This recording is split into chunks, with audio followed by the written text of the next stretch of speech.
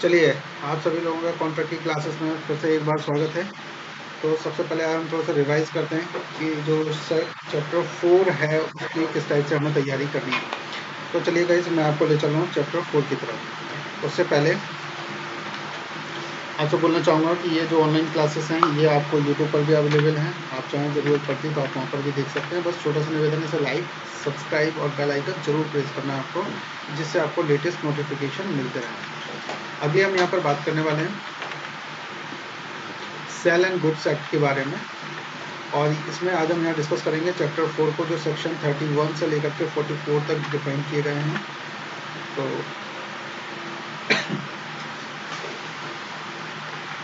यहाँ पर बताया गया परफॉर्मेंस ऑफ द कॉन्ट्रैक्ट यानी कि संविदा का पालन।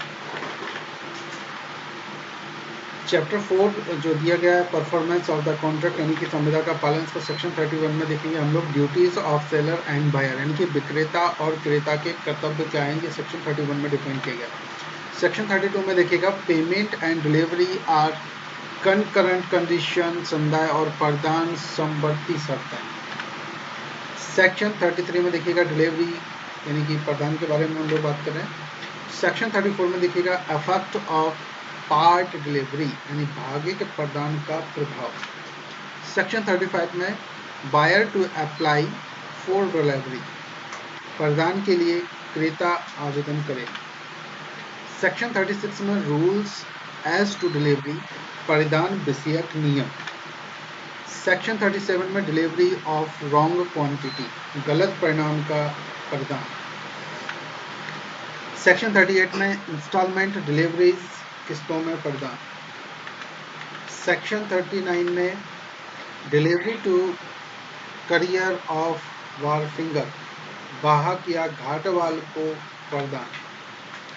सेक्शन 40 में risk where goods are delivered at distance place, जोखिम जहां की माल का प्रदान दूर के स्थान पर किया जाता है। नेक्स्ट हम बात करेंगे सेक्शन 41 में buyers right of examining the goods, माल की परीक्षा करने का क्रेता का अधिकार। सेक्शन 42 एक्सेप्टेंस यानी कि प्रतिग्रहण की बात कर रहे हैं। Section 43 buyer not bound to return rejected goods, क्रेता प्रतिक्षेपित माल को वापस करने के लिए आबद्ध नहीं है।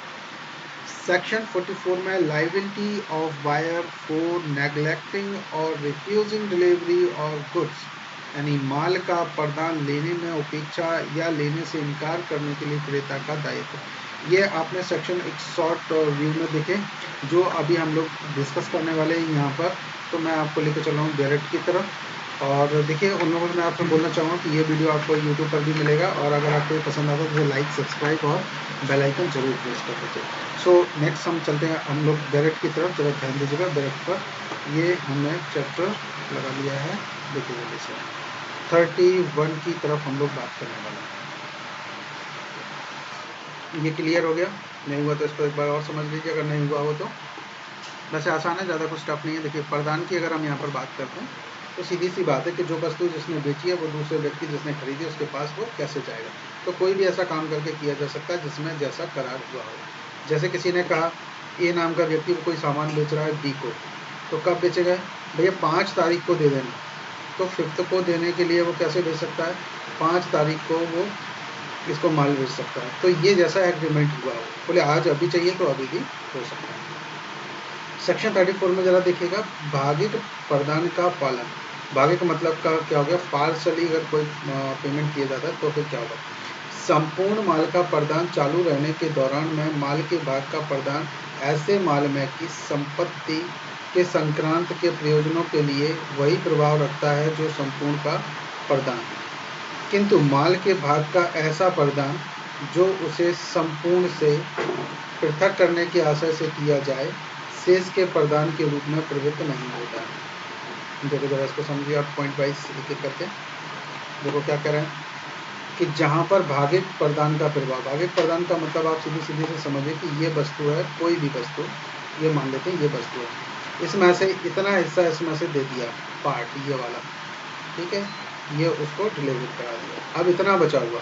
तो कह रहा है उसका प्रभाव क्या होगा, क्या इम्पैक्ट पड़ेगा इस पर। तो देखिए जरा ध्यान दीजिए, संपूर्ण माल का प्रदान चालू रहने के दौरान ना, जो संपूर्ण पूरा जो सामान है वो ये पूरे सामान की बात कर रहा है, चालू रहने के दौरान में माल के भाग का प्रदान ऐसे माल में की संपत्ति के संक्रमण के प्रयोजन के लिए वही प्रभाव रखता है जो संपूर्ण का प्रदान।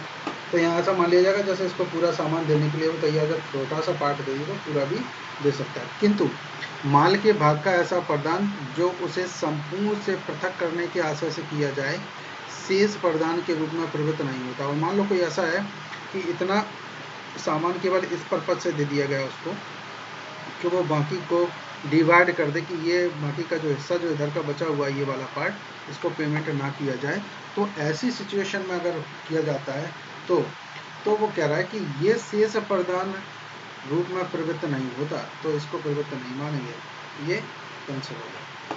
ठीक है, अब अगला जरा ध्यान दीजिएगा, सेक्शन 35 में जरा देखें, परिधान के लिए क्रेता आवेदन करे। मान लो जिसने सामान खरीदा है तो बोला कि भैया डिलीवरी के लिए उसे आवेदन करना हो, तो फिर यहाँ पर क्या होगा, देखिए जरा क्या कह रहे हैं, कोई अभिव्यक्त संविदा ना हो तो, जब तक कोई अलग से कॉन्ट्रैक्ट ना किया गया हो तब, जब तक क्रेता प्रदान के लिए आवेदन ना करे, माल का विक्रेता उसका प्रदान करने के लिए आवश्यक नहीं है। देखिए सीधी सी बात है, सेक्शन 35 के अकॉर्डिंग अगर हम यहाँ पे देखें, ए नाम का अगर व्यक्ति बी नाम के व्यक्ति से कोई सामान खरीदता है तो ए को या तो कोई कॉन्ट्रैक्ट कर ले ये कि भाई मुझे 10 तारीख को सुबह 10 बजे चाहिए, ठीक, तो ये 10 तारीख को पहुंचा देगा बी। और अगर नहीं पहुंचाता तो ए को अब बी को बताना होगा, चाहे वो आवेदन करे, एप्लीकेशन दे या इन्फॉर्मेशन दे कि भाई सामान की डिलीवरी कीजिए। जब तक ये इन्फॉर्मेशन नहीं देगा बी को, तब तक बी सामान देने के लिए आवश्यक नहीं है। तो आप चलिए सेक्शन 36 में जरा देखें क्या क्या है। अब 36 को समझने से पहले हम लोग इसको थोड़ा सा इंग्लिश में भी देख लेते हैं एक बार, चलिए जरा ध्यान दीजिएगा। तो हम लोग इंग्लिश मीडियम के डायरेक्ट की तरफ चलते हैं। देखिए तो आप यहाँ पर देख रहे हैं ये सेक्शन 31 फिर से हम यहाँ रिपीट कर रहे हैं।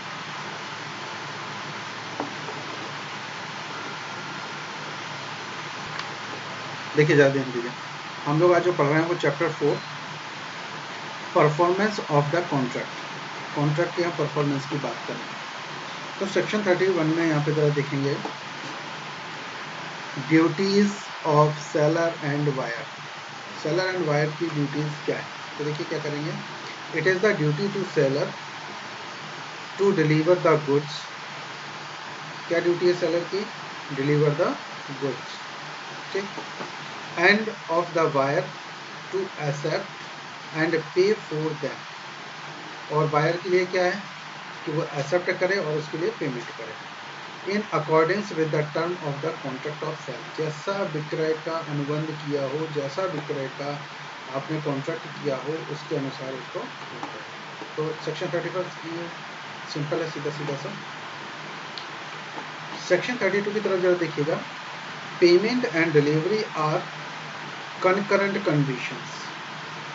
तो देखिए जरा क्या करें, अनलेस अदरवाइज अग्रीड, जब तक कोई अन्यथा ना हो, और उस समय की कंडीशन में क्या करें, delivery of the goods and payment of the price are concurrent condition. तो दोनों कैसे होंगे, कंकरेंट की कंडीशन में होंगे। जैसे कि आपने अभी जस्ट सेक्शन 32 में आपने पढ़ा हुआ था कि देखिए कैसे समवर्ती होंगे, कि जैसे आप पेमेंट दो बस दो लो, सिंपल सा वर्कआउट, भाई गिव एंड टेक वाला सिस्टम भी हम इसको कह सकते हैं। That is to say the seller shall be ready and willing to give position of goods. मान लो कि यहाँ पर सेलर जो है ना वो रेडी है, किसके लिए, पोजीशन देने के लिए, और वस्तु के उसके लिए रेडी भी है और इच्छुक भी है। To the buyer in exchange for the price, पैसे के बदले में, यानी कि वो देने को तैयार है। तो फिर क्या करेंगे यहाँ पे, and the buyer shall be ready and willing to pay the price in exchange for position of the goods. तो सीधी सी बात करें कि यहाँ पर देखिए दोनों तरफ से, अगर यहाँ पर ए नाम का व्यक्ति सेलर है, किसी भी वस्तु को बेचता है, किसको, बी को, और बी यहाँ पर खरीदने के लिए रेडी है और ए बेचने के लिए रेडी है। तो पेमेंट कैसा होगा समवर्ती, भैया ए बोल रहा है मैं तुम्हें सामान देता हूँ, आप पेमेंट कर दीजिए, तो बी इधर पेमेंट करे और ए इधर सामान दे, सिंपल सा बस, ठीक है। चलिए आगे नेक्स्ट देखिए। नेक्स्ट हम बात करते हैं सेक्शन 33 की, डिलीवरी कैसे होगी, परिधान कैसे किया जाए, वस्तु की जो है ना उसकी डिलीवरी कैसे की जाएगी। तो यहाँ पर जरा देखिए, ध्यान दीजिएगा इस टाइप से। सेक्शन 33 के according delivery of goods sold may be made by doing anything.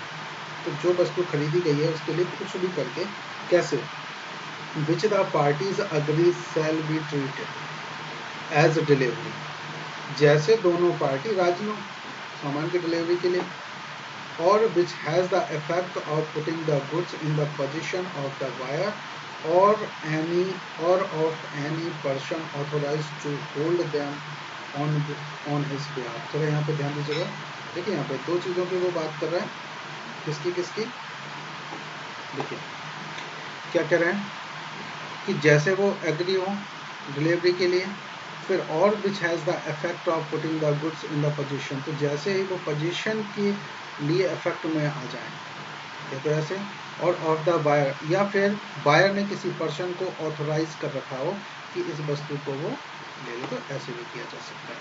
तो डिलीवरी का मतलब है कि उस व्यक्ति तक वो सामान पहुंचाना जिसका जो सामान उसने बेचा है, चाहे तो वो व्यक्ति स्वयं ले ले या किसी को ऑथोराइज कर दे कि इस व्यक्ति के पास ये सामान पहुंचा दिया जाए, या फिर वो दूसरा व्यक्ति भी ले सकता है। तो सेक्शन 33 में आपने ये देखा। अब आगे चलिए डायरेक्टर को हम आगे देखते हैं। नेक्स्ट जगह ध्यान दीजिएगा, 34 को थोड़ा सा ध्यान दें। देखो सेक्शन जो 34 है उसकी तरफ हम लोग चलते हैं। यहाँ पर एक सेकेंड गाइस,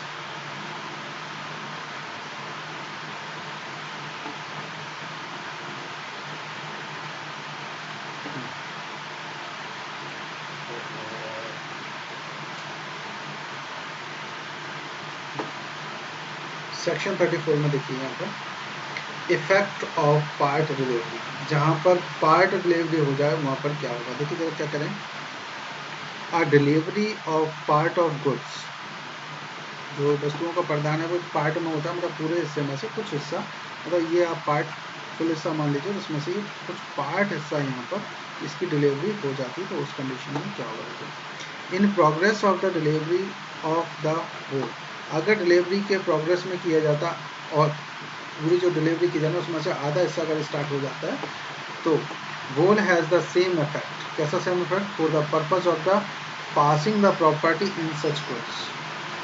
तो यहाँ पर ऐसा मान लिया जाता है कि जैसे पूरी वस्तु ही डिलीवर होने की कंडीशन में आ गई है, as a delivery of the whole, ठीक, इस कंडीशन में। Next, but a delivery of part of the goods with an intention of serving it from the whole, अगर इंटेंशन उसका दूसरा है, does not operate as a delivery of the remainder। तो यहाँ पर अगर ऐसी क्रिएशन होती है तो ये माने तो ये निश्चित नहीं होता है, इसको फुल नहीं माना जाता कि ये पूरा पेमेंट हो गया। अब यहाँ चलिए सेक्शन 35 की तरफ हम लोग चलेंगे, जरा ध्यान दीजिएगा, सेक्शन 35 को देखते हैं। चलिए सेक्शन 35 को जरा हम लोग यहाँ पर देखते हैं क्या करें। सेक्शन 35 में बात कर रहे हैं कि buyer to apply for delivery, कि जो बायर है उसको किस कंडीशन में डिलीवरी के लिए अप्लाई करना होगा। तो यहाँ पर जरा ध्यान देंगे हम लोग क्या कह रहे हैं। यहाँ पर देखिए, apart from any express contract, अगर कोई एक्सप्रेस कॉन्ट्रैक्ट ना हो उस कंडीशन में क्या करें। एक्सप्रेस कॉन्ट्रैक्ट क्या होता है आप चलो इसको समझ लीजिए। अगर हम किसी एक्सप्रेस कॉन्ट्रैक्ट की बात करें तो एक्सप्रेस कॉन्ट्रैक्ट का मतलब होता है कि जैसे आपने कोई सामान खरीदा और आपने कहा कि भैया मुझे 25 ऑफ मार्च को या 5 ऑफ मई को चाहिए, तो ये क्या हो गया, आपने एक्सप्रेस कर दिया कि 2020 के जो कॉन्ट्रैक्ट है इस सिचुएशन में मुझे इस डेट पर ये सामान चाहिए, ठीक है। तो ये बात होगी, तो ये क्या होगा, एक्सप्रेस कॉन्ट्रैक्ट हो गया। अब वहाँ पर बात की कि the seller of goods is not bound to delivery them until the buyer applies for delivery. तो जरा ध्यान दीजिएगा, the seller of goods is not bound to delivery them until the buyer applies for delivery. अब जब तक अगर ये ऐसा ना हो, ये वाली सिचुएशन, तो फिर अगर ए वाले व्यक्ति ने बी से कोई सामान खरीदा है तो ए को ये बताना होगा बी के लिए कि आप ना, ये जो ए नाम का व्यक्ति है इसको ये बताना होगा कि आप बी, मुझे सामान को अब ज़रूरत है, अब मुझे वो सामान चाहिए। तो क्या करना पड़ेगा, तब यहाँ पर जाकर के बी इसके लिए सामान भेजेगा, अदरवाइज़ यहाँ पर बी सामान भेजने के लिए वो नहीं, जब तक आप बोलोगे नहीं तब तक वो भी नहीं भेजेगा। ठीक है, इतना क्लियर हो गया आपको। चलो, तो केवल ये सेक्शन 35 इतना ही बोलता है। अब हम आपको लेकर चल रहे हैं सेक्शन 36 की तरफ, तो सेक्शन 36 भी एक बार आप देख लीजिए। चलो, सेक्शन 36 देखिए, हिंदी मीडियम वाले आ जाइए पहले जल्दी से। अच्छा, आज इसमें क्या हुआ है, एक सेकंड रुको। जितू कनेक्ट है कनेक्ट, और कौन रह गया, सभी लोग आ गए। ठीक है, चलिए ज़रा ध्यान दीजिए।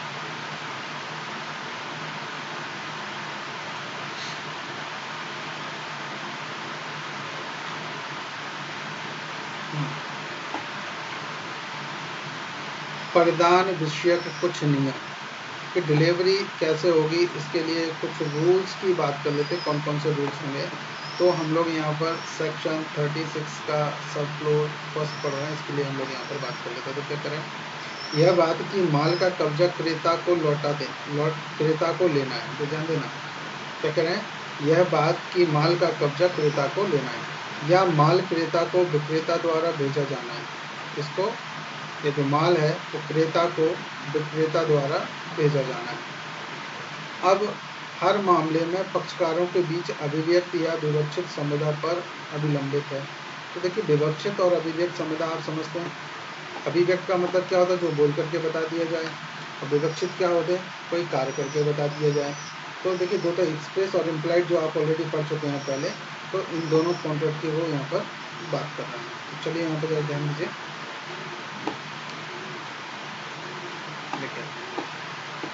तो कैसी हो सकती है, अभिव्यक्त हो सकती है या फिर विवक्षित संविदा हो सकती है।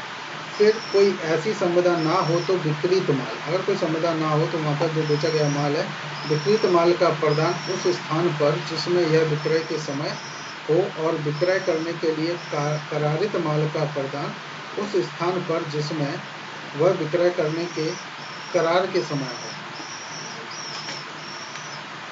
या यदि माल तब अस्तित्व में ना हो तो उस स्थान पर जिसमें वह विनिर्मित या उत्पादित किया गया है किया जाएगा। तो एक सेकेंड गाइस,